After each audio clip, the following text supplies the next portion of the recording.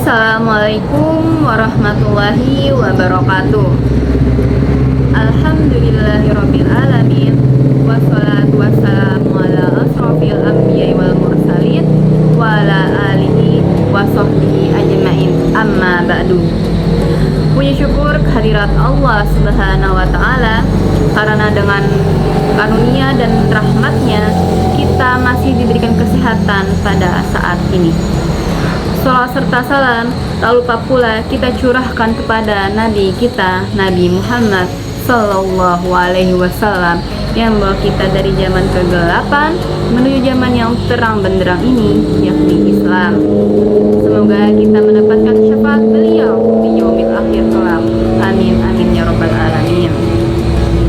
Sebelumnya perkenalkan, nama saya Zumratul Milda Leia, Prodi Pendidikan Agama Islam semester 5. Pada kesempatan kali ini saya ingin menyampaikan kultum singkat saya yang bertema tentang tafsir surah Al-Anbiya ayat 35 dengan nilai pendidikan yang terkandung di dalamnya.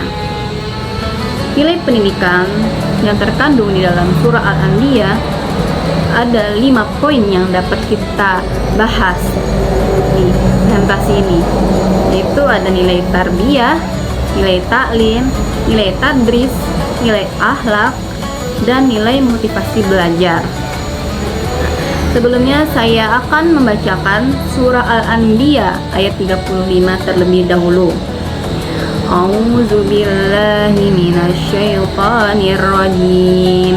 Bismillahirrahmanirrahim.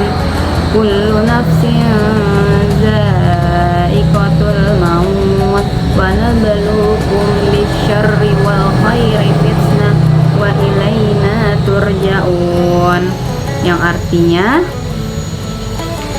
setiap yang bernyawa akan merasakan kematian. Kami menguji kamu dengan keburukan dan kebaikan sebagai cobaan. Kepada kamilah kamu akan dikembalikan. Nah, dan ini kita masuk ke materi nilai tarbiyah atau pembinaan kepribadian di dalam surah Al-Anbiya.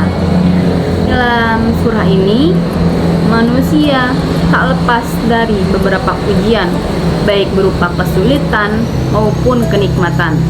Secara tarbiyah, peserta didik dibina untuk memiliki kepribadian yang matang, sabar, dan tangguh dalam menghadapi dinamika kehidupan.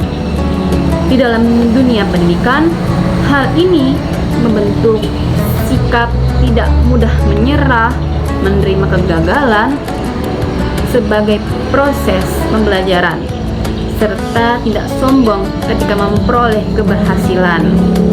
Yang kedua, yaitu nilai taklim atau pemberian ilmu dan pemahaman. Di dalam ayat ini mengajarkan ilmu fundamental tentang hakikat hidup, yaitu kefanaan dan kepastian kembali kepada Allah. Peserta didik diberikan pemahaman bahwa ilmu yang dipelajari bukan semata-mata untuk kepentingan duniawi, melainkan harus diarahkan pada kesadaran spiritual dan tanggung jawab di akhirat kelak. Dengan taklim ini, siswa memahami bahwa setiap perbuatan dan proses belajar memiliki konsekuensi moral dan religius. Nah, yang ketiga, nilai tadris. Nilai tadris yaitu proses pembelajaran yang terarah. Ayat ini dapat dijadikan dasar dalam tadris bahwa proses belajar adalah bagian dari ujian kehidupan.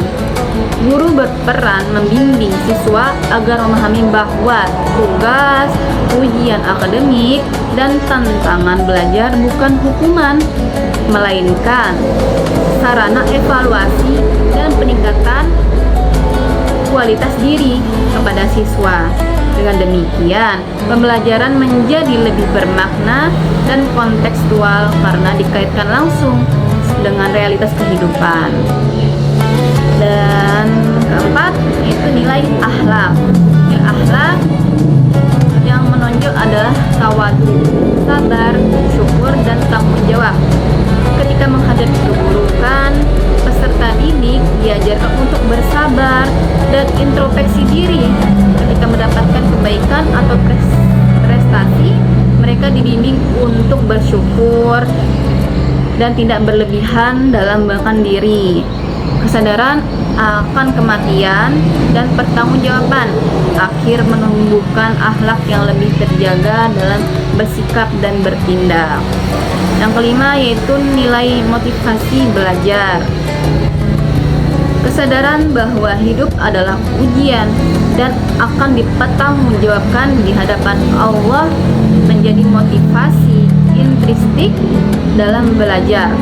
Peserta didik terdorong untuk belajar dengan sungguh-sungguh, jujur, dan istiqomah karena belajar dipahami sebagai bagian dari ibadah dan amanah. Hal ini menumbuhkan etos belajar yang tidak hanya mengejar nilai, tetapi juga mendapatkan nilai keberkahan dan kemanfaatan ilmu.